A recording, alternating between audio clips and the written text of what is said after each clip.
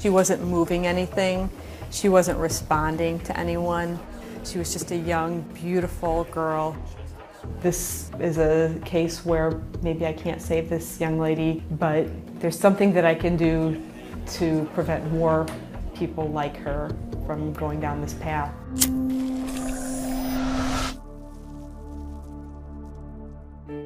Dr. Joan Papp is a dedicated fighter on the front lines of America's heroin epidemic.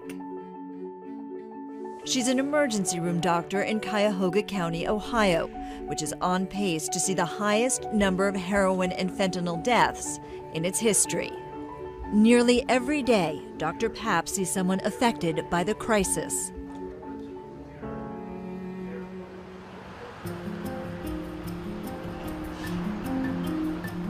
Right now, we are facing a crisis in our community. It has gotten so bad that we have seen the number of overdoses quadruple.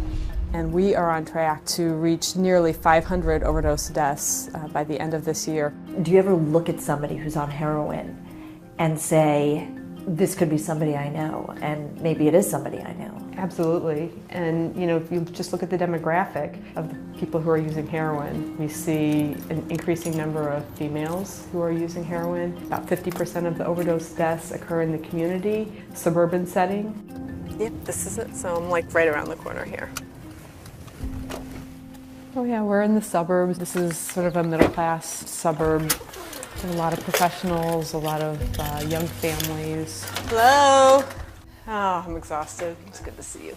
Love you. If it's a normal night shift, and try to let her get 8 or 9 hours. It's sad that she sees that kind of stuff almost daily anymore. It used to be once in a great while, and it's just an everyday thing now. How'd your presentation go? Well, one of the reasons that I care so much about this problem is because I have 3 boys. I love them so much. So Jesse's the only one with homework? That seems strange. We know that this problem started with a prescription painkiller problem. Typically, prescription painkillers, they were obtained from a doctor, from a prescription. Of course, as a doctor, that bothers me. In some ways, our profession is responsible for starting this epidemic.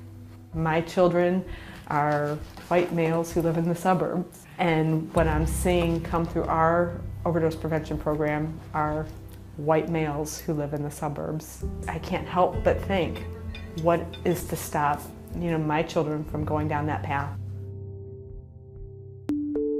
So naloxone is a drug that we use in the emergency department to reverse the effects of an overdose. Dr. Papp is also medical director of Project Dawn, a program that teaches people how to reverse opioid overdoses by using a nasal spray form of naloxone. Kits are handed out to active heroin users or family and friends like Jeff Facenda, a former addict who would step in if someone were in trouble. We need to blanket the community with naloxone. Police need to be carrying naloxone. Private citizens need to be carrying naloxone. Those kits have stopped hundreds of potentially fatal heroin overdoses in the Cleveland area since 2013. You may know several people who are addicted to heroin and you just have no idea. Whether you know it or not, you're paying for this problem. You're paying for the cost of effects of injection drug use because of dirty needles. So there's a cost not only in lives, but a cost in actual dollars too.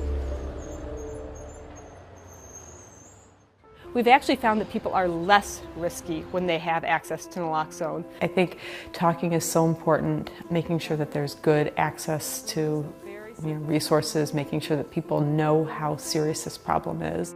Papp is passionate about stemming the tide of heroin in her community.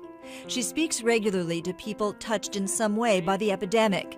You have a person in front of you who is blue, who's unresponsive, urging them to learn how to use the overdose antidote. It's always hard to talk to some of the folks who have really lived this. The thank yous that I get really makes everything worth it. And I know that I'm making a difference when I talk to people.